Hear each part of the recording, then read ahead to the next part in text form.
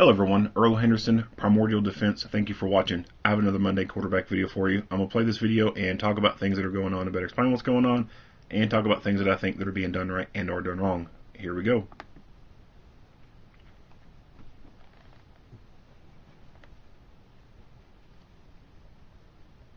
With the following critical incident video, the Fresno... Alright, let's go through the beginning of this. Nature of this video, viewer discretion is advised.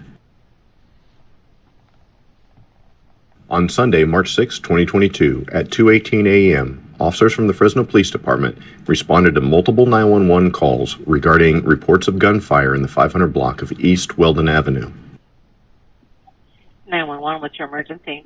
I just heard gunshots in my apartment. I had to get on the look. Go ahead with the address. 5 Wilton, Fresno, How many California. did you hear? What was that? How many did you hear? Quite a few. We're in my What's bedroom. a few? Like 2, 10? 5 or 7. It was quite a few. It was coming through my wall. Officers responded to the 911 caller's apartment, where she lived with her husband and 2 children, ages 3 years and 16 months. The officers found multiple bullet holes in the victim's bedroom wall that came from the neighboring apartment to their east. The officers immediately escorted the family away from the apartment for their safety. Damn. I mean, that's... Whew. I mean, that's close. I mean, that is just... That's fucking close. I mean, we see the pillow, where it looks like a pillow over here. So maybe the baby's head was in this direction, but, I mean, we don't know that for sure. They could have just moved this stuff out of the way to be able to take the photograph, and so, I mean, who knows how the baby was oriented in the crib, but, I mean, this is within the crib itself. I mean, you can see it maybe looks like the bullet came out here and then hit this right there. There could be more, so there, look over here on the right, there's one right below it. I mean, that's within the crib area. I mean, just so close to the crib. And in the crib. I mean, it's in the crib itself. And that baby could have been hit. I mean, that's scary shit. And that's one of the downsides to living in an apartment. Especially if you're in a bad part of town, which I don't know if this area is a bad part of town or not. I don't know anything about Fresno or this area. They could be in a decent neighborhood, and this could just be a very random kind of incident, or this could be a bad part of the neighborhood, and you know, stuff like this normally happens outside instead of it happening right there within the apartment. You know, if you live in a bad part of town, yeah, I mean, obviously there's a reason why you're there. It's most likely financial, but if you can save money and try to get yourself out of that bad part of town into somewhere that's a little bit better, do so, because if you are in a bad part of town, things like this are a little bit more prevalent, a little bit more likely to occur. Maybe not so much, you know, walls or rounds coming through the wall from your neighbor, but more so from outside, like people outside fighting each other and shooting each other. So, you know, there's not much you can do to protect yourself, so to speak, from an adjoining apartment, or, you know, if it's like a duplex or whatever. Those interior walls are not going to stop anything. I mean, a pellet gun can punch through a sheet of drywall. I wouldn't even be surprised if it would punch through both sheets of drywall, depending on how much power was behind it. So, and that's just a pellet, right? So 22 long rifle is for sure going through both sheets of drywall. 9mm, all pistol calibers, rifle caliber, shotgun slugs, and buckshot is going to go through both sheets of drywall. The stud will slow it down, but even some rounds will even make it all the way through the stud. So there's just not much you can do when the interior wall is just drywall. Now, some apartments, you know, they may be designed a little bit different. Most likely it is going to be drywall and studs, because that is kind of a cheaper thing. Some of them, if they're multi-level, The floors and stuff can be concrete. Maybe the walls could have some concrete or blocks or something like that for more stability, and that could be a benefit to you. But you're not going to know, because on the other side you're most likely going to have a sheet of drywall on that other side of the wall, and you'll never know what's behind it unless you're told how the building is constructed. But most places, the interior wall is going to be a sheet of drywall, studs, some insulation, and then on the other side is another sheet of drywall. Exterior walls, again, depending on building construction, exterior walls can be just siding, plywood, insulation, and then on the inside drywall. So bullets go through that very easy. If the exterior wall is made out of concrete blocks or cement, then that's better. Of course, that will help stop rounds, but you're not going to know for sure unless you know yourself how the place was constructed, or you're told. So there's even I don't know why they do it, because which is just me, I like the look of brick, but there's some places or some people who have brick houses, but yet they cover the brick up and they just put regular siding up, and so it may look like it could be constructed by siding, plywood, insulation, and drywall, but it's actually a freaking brick wall behind that siding. So that would be an added benefit. Always having a hard surface like brick or whatever, but you can't ever know for sure unless, like I said, how the place was constructed, or you've just been told how it was constructed. So if you live in a bad part of town and there's people who fight outside and you hear gunshots and stuff, and that your exterior walls are made out of brick and concrete, then that should be comforting for you. Now, obviously, rounds are still going to be able to come through windows and doors, but at least you know that, hey, if I hear gunshots outside, I can drop to the ground and be, at this corner right here, and I should be pretty well protected. If you don't have brick or concrete walls on your exterior walls, then you may want to reconsider how you have things positioned in the house as far as beds and couches and stuff.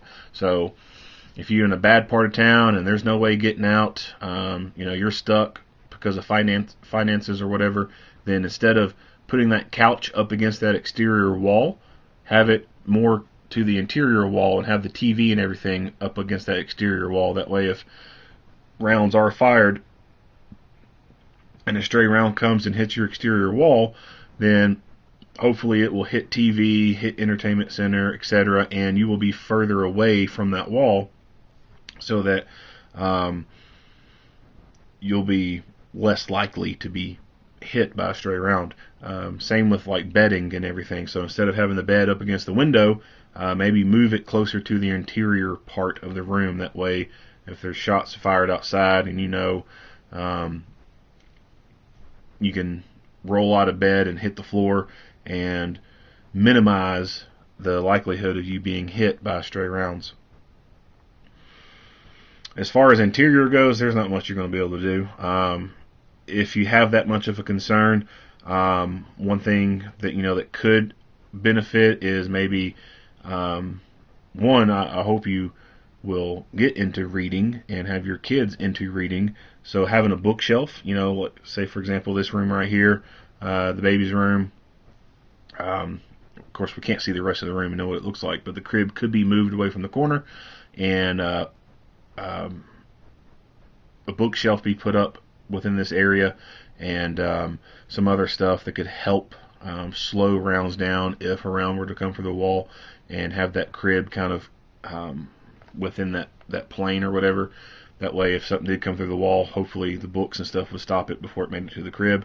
Other than that, there's not much else you're going to be able to do. There is stuff that you can do, but it's going to cost money. And at that point, if you're going to be spending that money, to basically up armor your freaking apartment, you you might as well just be investing that money into savings and saving up to move somewhere else. Because if you get to the point where you're like, man, I need to get like a Kevlar blanket and hang it on the wall, or I need to hang some Kevlar panels off my baby crib, you're in a if you start getting to that mindset, you're in a bad fucking place, and you need to get the hell out of there. Don't blow your money on that stuff. Like, save your money and try and get a new apartment.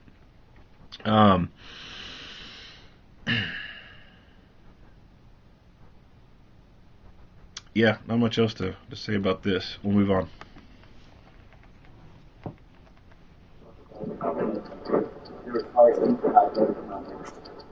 Half dozen in the wall. They have a good amount coming from the apartment through their shared wall into their room. I'll tell you all the guys. Has anybody hurt in this room? They know it's a single male that their name Michael, that's all. They know about him. You guys had any interactions with them before? Did you hear any disturbance before? Okay. Do you guys have somewhere you safe you can go for right now? My mom lives down the street now. Okay. For now, just stay as far to this side of the apartment as possible, and we'll talk to you in just a second, okay?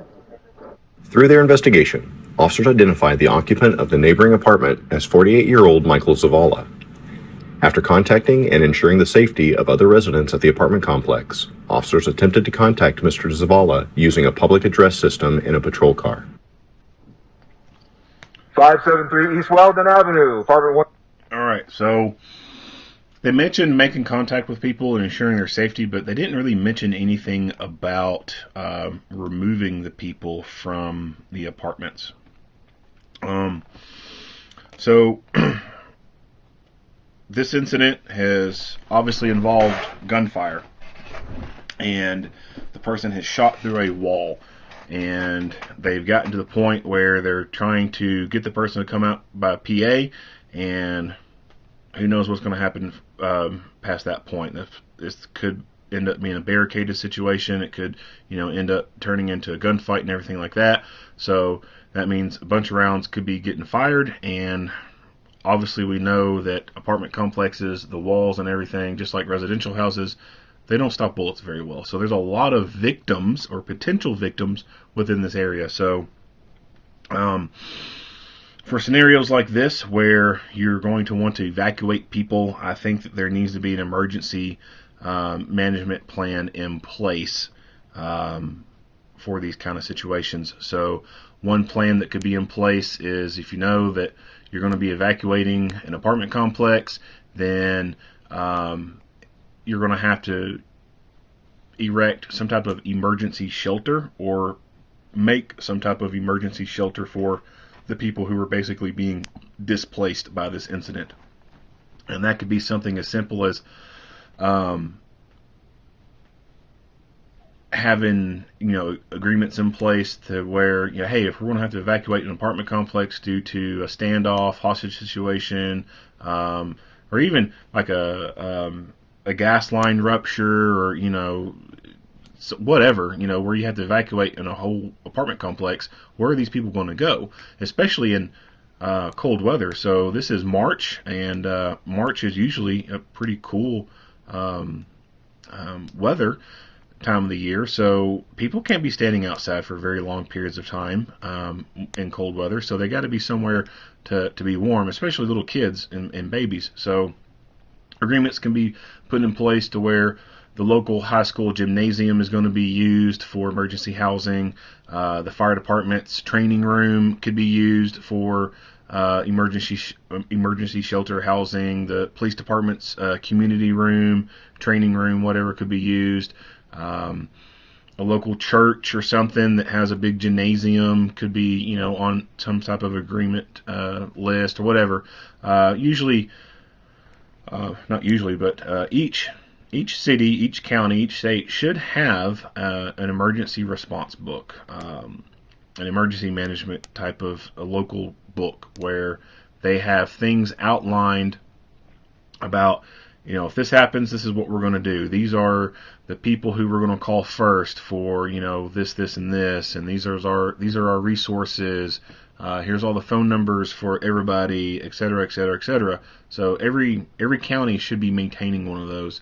And I think it would be a good idea to make sure that for situations like this where there's a hostage situation, a barricaded situation, a gas line rupture, something within an apartment complex or even in a neighborhood, that there be some type of emergency shelter to be able to bust people out of that immediate area and get them somewhere, because they don't need to be staying in their apartment right next door to this standoff when rounds could be popping off at any moment, and they would be potentially in crossfire or something like that and be liable to be struck by gunfire. So, no idea if they evacuated people or not. I hope that they did, and that's what I would suggest that be done, because you just don't want people, quote unquote, in the kill box, because when things go kinetic and rounds start getting fired, those walls aren't stopping rounds. I mean, it's just, they're not going to stop them unless it's, brick, concrete, stuff like that. Even then, that stuff, concrete blocks, those things will shatter. You can shoot it a few times and you're going to get bullets to go through a concrete wall. It's just, it's just a matter of punching a few rounds in the same spot. But anyway, moving on. 106. Michael, this is the Fresno Police Department. Come out with your hands up. All right, so he has a shield laying on top of his windshield. I like that. That's probably one of the pretty cool uses of a shield that I've seen. I can't recall if I've seen any videos online where someone is doing this.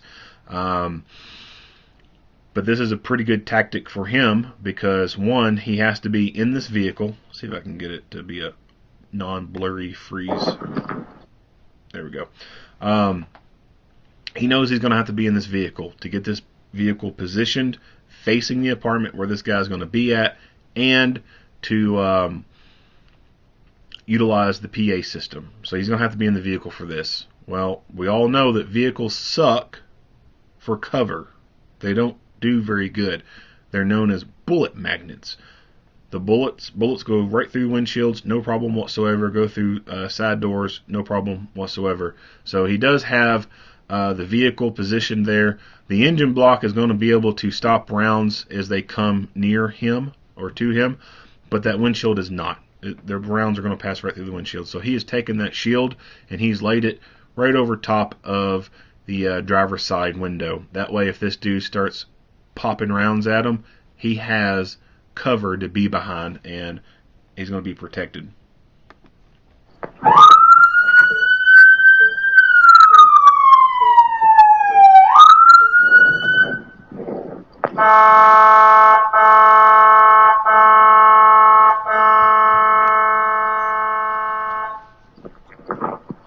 Michael, this is the Fresno Police Department. Come out of the apartment with your hands up. For approximately 55 minutes, officers continued to use the public address system, lights, and sirens to get Mr. Zavala to peacefully surrender. During this time, Mr. Zavala exited his apartment multiple times, yelled expletives at the officers, and then went back inside. That front, did it open again? Michael, thank you for opening the front door. Whatever happened in there, we can get through it. Thank you for coming out. Keep your hands up where we can see them. Michael, that's not necessary, brother. Keep your hands up. Keep your hands up, Michael. Michael, come on out. Come on out, brother. Keep your hands up for us. 209, give me the air.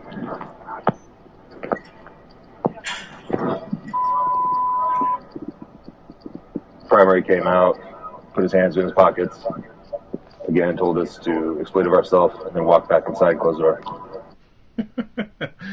All right, so they say that he comes out of the house or the apartment multiple times and acts erratic. So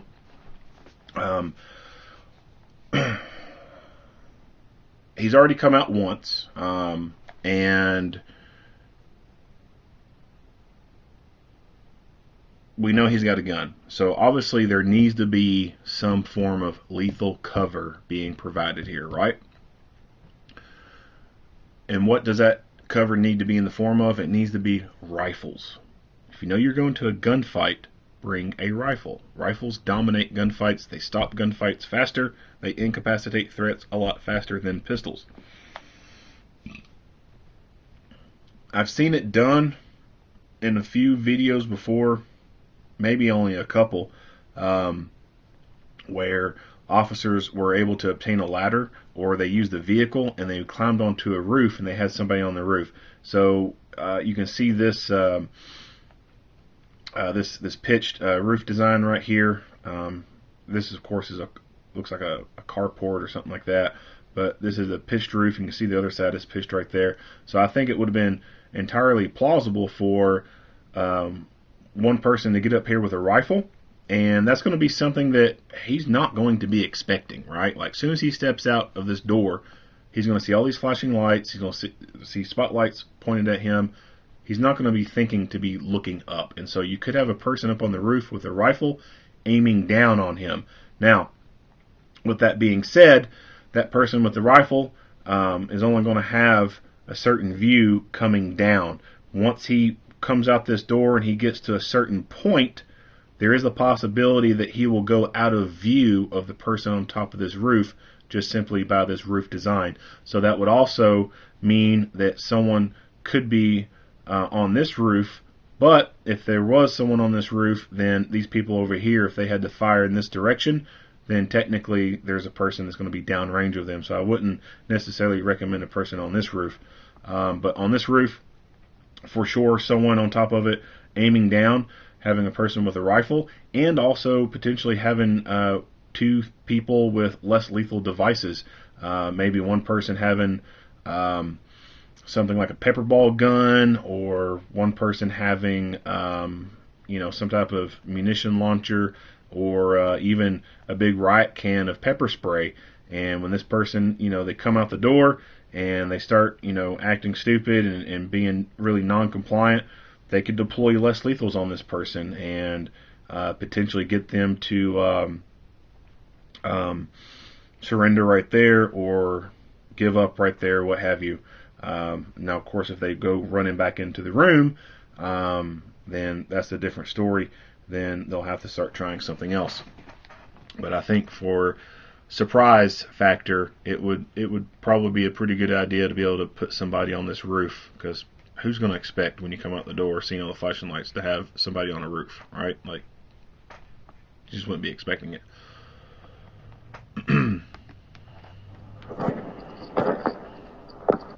Oops, back this up some. And another reason why I think that's important too is because of this gate system right here. So this is a barrier. Of course, there are slits right here. Things can pass through it, but because there is multiple little pieces of material right there, that is something that could deflect rounds, stop less lethal devices, whatever. Having shooters on the roof, there's going to be nothing there to impede them. The only thing that's going to be negative for them is if he comes out this door and he goes too close to this wall, and then they're going to have some difficulty aiming down at him, because he'll get to a point where they just won't be able to see him anymore. And then walk back inside, close the door. During this time, officers requested additional resources, including a crisis negotiator. At 4:10 a.m., Mr. Zavala suddenly fired multiple rounds from an AR-type rifle at officers located to the east of his apartment. Mr. Zavala had positioned himself inside a bedroom in his apartment when he fired the rounds. Two officers fired back at Mr. Zavala. Officer number 1 fired his department-issued pistol. Officer number 2 fired his department-issued rifle. After the initial volley of rounds, Mr. Zavala fired additional rounds at the officers to the east of his apartment. Officer number 2 fired his department-issued rifle once again. And then since it's on the radio, since it's on the rifle, we'll just get the radio for him, right? Hey, Garrett, whatever you see, whoa!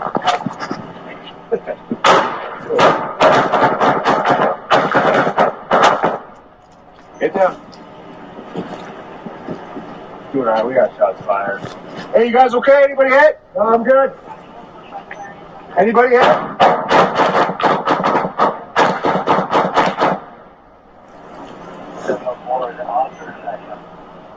209, we had one officer fire back. No officers were hit. All other shots were hit. Officers could hear Mr. Zavala yelling from inside the apartment that he had been shot in the back of the head. Approximately 30 minutes later, Mr. Zavala exited the apartment, walked towards officers, and was taken into custody. Later, So we'll back this up.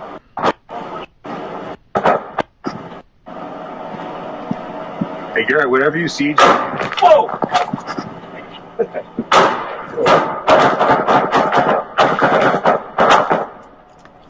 Alright, so we only get to see the officer with the pistol shooting. We don't get to see the officer with the rifle. So they mentioned that the bad guy had positioned himself within the room and was firing out the window. So that kind of makes me think that he was not standing right at the window, but rather was deeper within the room and then shooting out.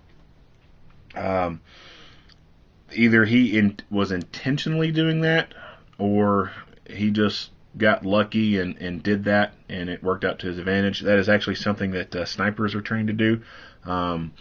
Shoot from within the room, because it makes you harder to be detected and seen if you're deeper within the room shooting from within it. If you're right at the window, then obviously you're going to be a whole lot easier to see and shoot. So I don't know this dude's background. I don't know, if he saw a movie and read a book, read about that and thought, hey, I need to do the same thing, or it was kind of an intuitive thing, like he knew if he's standing in the window he's going to get shot, but if he stands far enough back away from the window, they might not be able to see him, and he can shoot from there. So it could be a luck kind of thing. I don't know. This officer returns fire. Now, whether or not this officer can actually see the guy, I don't know. I have no idea if he can actually see the bad guy or not. He knows the window that he fired from, I think. I think that's probably pretty accurate, but as far as him actually being able to see the bad guy, I don't know if he can or not. And when I talked earlier about evacuating the apartment, this is obviously why this would be crucial to be evacuating the apartment, because this kind of scenario means that your return fire could be going through walls. And if there's people in adjoining apartments, you don't want them to be in there, because if you have to start returning fire, and we all know that during these police-involved shootings, there are missed rounds. It's just the nature of the beast. There's going to be missed rounds.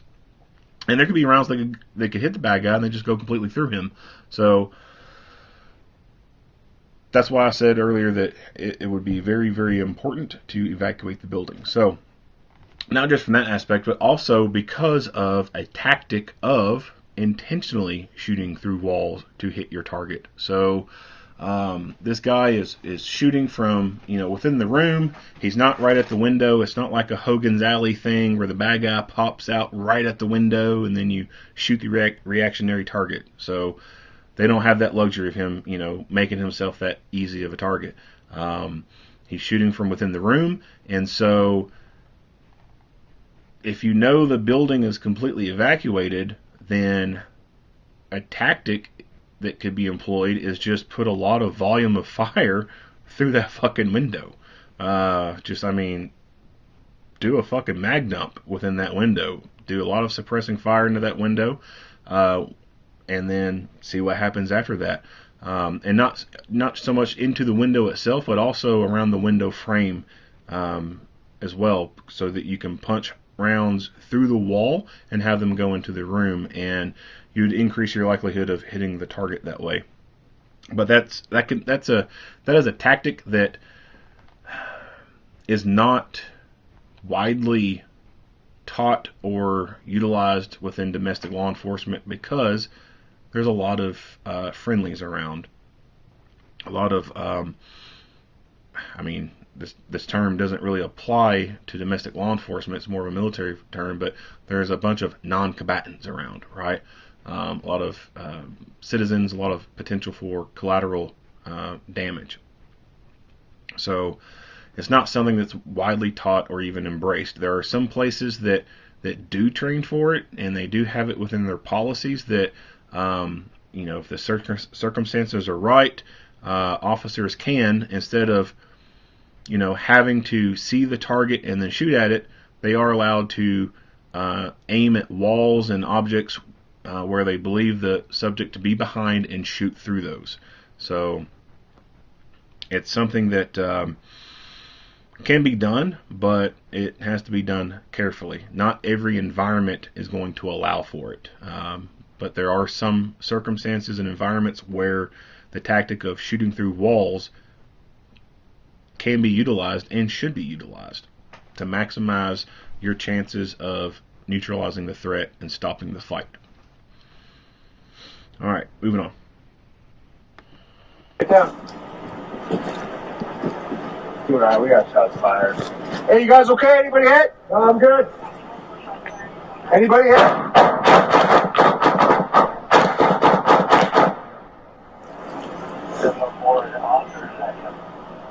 209, we had one officer fire back. No officers were hit. All other shots were hit. Officers could hear Mr. Zavala yelling from inside the apartment that he had been shot in the back of the head. Approximately 30 minutes later, Mr. Zavala exited the apartment, walked towards officers, and was taken into custody. I've got the lesson, you guys. Understand, if I deploy this, I'm going to say it, okay? Okay, let's go up on him real quick. Over. Your hands. Hey, on your stomach, sir. Get on your stomach. Stand by, hold right here.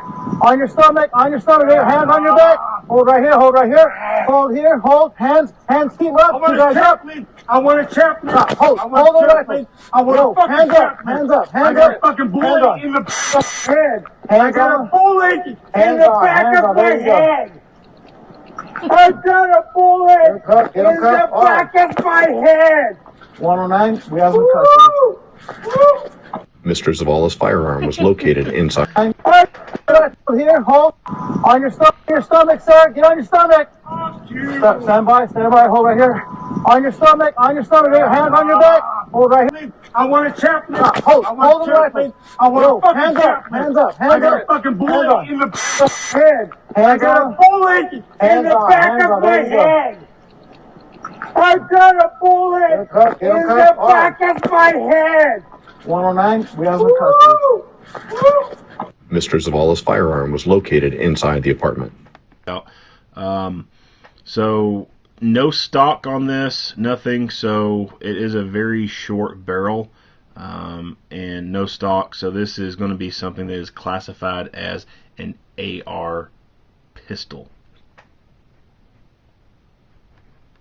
Paramedics treated Mr. Zavala for a minor gunshot wound to the back of his head. He was transported to the hospital and discharged a few hours later. So no details on what hit him in the back of the head. So we don't know if it was a rifle round or a pistol round or a fragment from one of those. And we don't know the angle in which it went in at either. So I kind of seriously doubt that it was from an angle where, the bullet came in square into the back of his head. I think it was probably most likely his head was turned to one side and the bullet probably did a grazing hit on it, or a fragment came off, the bullet hit the window frame or something and a fragment hit him in the head or something. I mean, I highly seriously doubt that, a round came in straight to the back of his head and went into his head. I just don't think that's likely to occur, especially for him being discharged just a few hours later. So had to be a fragment that hit him, or it just hit at a weird angle, and just pure luck on his part that his head wasn't turned, another direction, or else it could have gone straight in and actually went into the cranial vault itself. Mr. Zavala was interviewed, and while he denied shooting into his neighbor's apartment, he admitted to shooting at the officers. He was charged by the district attorney on multiple charges, including 9 counts of attempted murder for the 4 occupants of the neighboring apartment and the 5 Fresno police officers, shooting into an occupied dwelling, illegal possession of a firearm, and an ex-felon in possession of a firearm. This concludes the critical incident video of the officer-involved shooting that occurred on March 6, 2022. The investigation into this critical incident is shooting the possession of a firearm. Right. A felon in possession of a firearm. Man, those gun laws are really working on preventing these felons from getting guns, right? So, yeah, I don't know what his prior felony is or his felonies are, but this seems to be a recurring theme, right? Like, it seems like a lot of these videos, all these bad people doing bad things to other people are people who realistically should be in jail. But they're not, because the liberal courts have been releasing them way too early. They're getting plea deals, getting sweet little plea deals, instead of going to trial, we can offer you this if you just plead guilty to that. And they're like, all right, yeah, I'll do that. They don't even have to do full sentencing. They get 10 years and they only have to serve, 60%. And then while they're in, they can take classes and have time shaved off. They can work in the kitchen, work as a janitor within the prison and have time shaved off. And, if they get 10 years and only had to do 6, then, or only do 6 before they come up for parole, then, they can take these classes and they can actually end up getting out a whole lot earlier than, before 6 years. Or they can do, go into something like mandatory reentry that kind of bypasses that parole process to some extent and get out that way. Whatever. I mean, I don't think people have a true grasp of how the criminal justice system works once people are sent through the court system and are sentenced. So I think people have this expectation that justice is being served, people are being put in prison for good amount of time, when in reality that's not happening. That's not happening at all. In fact, there is a huge miscarriage of justice that is occurring all across this nation, and especially within very liberal areas. New York, for example, it's horrible. The whole bail reform bullshit that's going on, it's just a nightmare. In Chicago's about to be a huge nightmare come next year when their bullshit bail reform stuff takes place. It's if you thought Chicago was a shit show now, you should just wait till that stuff kicks in. So they passed a law that goes into effect. I think it's like January of next year. It's going to be horrible. I mean, shit. You think New York's a shit show? Wait till fucking this stuff in Chicago takes place. Man, it's going to suck. I feel sorry for the good people who live in those places. I really do. I can only imagine that those good people who are remaining there, they're probably stuck there because all their family's there and all their roots are there. And it's so hard to just to unplant yourself and go to a whole nother part of the country that you've never been to before, you don't know anyone there, and leave everything behind. So I get it, but I feel sorry for those people who are stuck behind the lines, so to speak.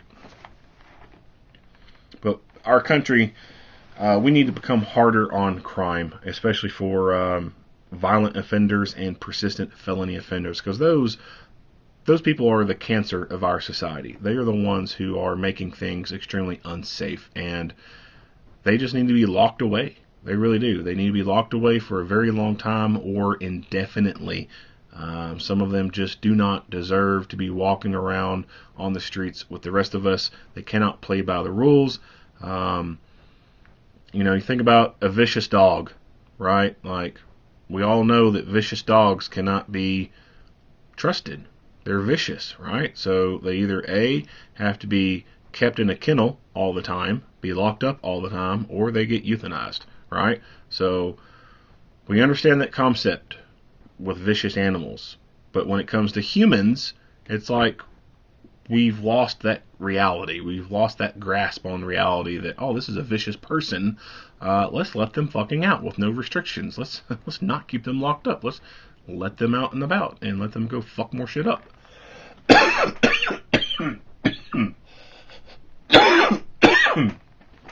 So it's going to continue getting worse until we, as a country, band together and say enough is enough and start enacting tough on crime legislation. If you like what you hear and see, go ahead and give me a like and a share. If you have not already, hit that subscribe button and stay tuned for more Monday quarterback videos. Earl Henderson, Primordial Defense. Thank you for watching.